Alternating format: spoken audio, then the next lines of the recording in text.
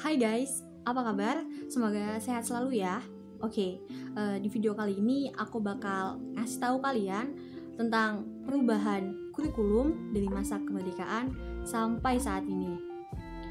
Kita selama ini pasti cuma dengar kata-kata tentang kurikulum aja kan. Tapi kalian tahu gak sih apa itu kurikulum? Terus asal-usul kurikulum itu dari mana ya? Apa langsung ada di Indonesia? Gak gitu ya guys. Terus gimana sih perubahan kurikulum dari masa kemerdekaan sampai sekarang ini? Oke, buat teman-teman yang penasaran, please jangan skip karena ini berguna banget buat nambah wawasan kita. Oke, langsung aja ya kita bahas. Perkembangan kurikulum di Indonesia itu baru ada pada tahun 1945 dan belum ada pada masa sebelumnya. Nah, istilah kurikulum itu belum digunain ketika bangsa ini menyatakan dirinya berdaulat atas wilayah yang dulunya dinamakan Hindia Belanda. Nah, istilah yang dulu dipakai itu masih rencana pelajaran dan mata pelajaran sebagai terjemahan istilah bahasa Belanda, Leerplan dan Leervak. Istilah kurikulum mulai masuk ke dalam dunia pendidikan Indonesia dari literatur kependidikan Amerika Serikat. Tokoh pendidikan Amerika seperti John Dewey dan Ralph Taylor dianggap sebagai pelopor penggunaan istilah kurikulum dalam dunia pendidikan Amerika Serikat. Secara resmi, istilah kurikulum di Indonesia itu belum digunain sampai ketika pada tahun 1968 pemerintah itu mengumumkan adanya kurikulum 1968 dan mengganti kurikulum sebelumnya.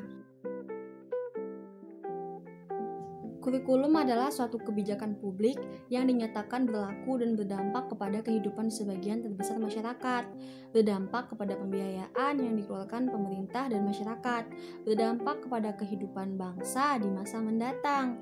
Kurikulum sebagai kebijakan publik itu dituangkan dalam bentuk dokumen, direalisasikan dalam bentuk proses pendidikan, dan dihasilkan dalam bentuk hasil belajar peserta didik.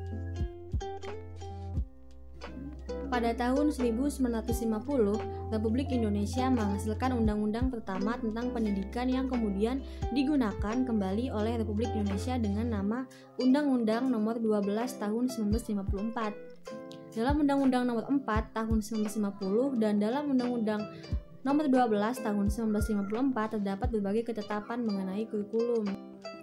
Prinsip-prinsip pendidikan yang tercantum dalam pasal 5, 7, dan khusus mengenai pendidikan jasmani tercantum dalam pasal 9, sedangkan pasal 20 mengenai pendidikan agama dapat dianggap sebagai ide kurikulum.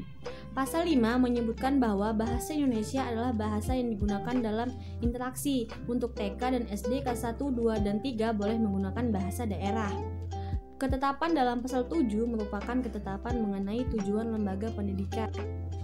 Selain pendidikan jasmani yang secara tegas menjadi mata pelajaran dalam kurikulum di setiap sekolah mata pelajaran lain, yang dinyatakan secara tegas adalah pendidikan agama. Pasal 20 menyatakan dalam sekolah-sekolah negeri diadakan pelajaran agama, orang tua murid menetapkan apakah anaknya akan mengikuti pelajaran tersebut. Lalu pada tahun 1965, pemerintah melarang ajaran komunis dan kurikulum sekolah harus bebas dari ajaran-ajaran tersebut. Maka ditetapkanlah pendidikan Pancasila. Nah, muncul lagi pengembangan kurikulum tahun 1975 yang memperkenalkan cara baru dalam menilai hasil belajar peserta didik, yaitu melalui soal-soal yang objektif. Tapi 10 tahun kemudian pemerintah menggantikan kurikulum 1975 dengan kurikulum 1984. Setelah ini kebijakan penggantian kurikulum setiap 10 tahun menjadi suatu tradisi. Terus pada tahun 1994 sesuai tradisi tersebut pemerintah meresmikan kurikulum baru. Pada kurikulum baru ini terjadi penghapusan mata pelajaran pendidikan sejarah perjuangan bangsa dalam kurikulum. Lalu Badan Pekerja Komite Nasional Indonesia Pusat menyebutkan pula mata pelajaran lain yang dianggap penting seperti bahasa Indonesia, sejarah, dan pendidikan jasmani pada pertemuan tanggal 17 Oktober 1949. Suatu kebangsaan yang baru saja merdeka dan kesadaran akan pentingnya membangun rasa kebangsaan baru menyebabkan pelajaran sejarah Indonesia di SD, di SMP dikenal dengan mata pelajaran sejarah Indonesia dan mata pelajaran sejarah dunia. Di SMA, pelajaran sejarah bertambah dengan mata pelajaran sejarah kebudayaan untuk mereka yang mengambil jurusan sastra dan budaya. Pada saat ini, pengembangan kurikulum di Indonesia mengikuti kebijakan yang diundangkan dalam Undang-Undang Nomor 2 Tahun 2004, Peraturan Pemerintah Nomor 19 Tahun 2005, dan Peraturan Pemerintah Nomor 22, 23, 24 Tahun 2006. Di dalam kebijakan pada tahun tersebut dibentuklah kurikulum tingkat satuan pendidikan atau KTSP, standar isi atau SI, standar kompetensi lulusan atau SKL, dan muatan lokal. Oke teman-teman, itu tadi penjelasan aku tentang perubahan kurikulum dari masa kemerdekaan sampai saat ini. Jika ada kata-kata yang salah, aku mohon maaf. Semoga penjelasan aku tadi bisa menambah wawasan kita semua dan semoga bisa dimanfaatkan dengan baik.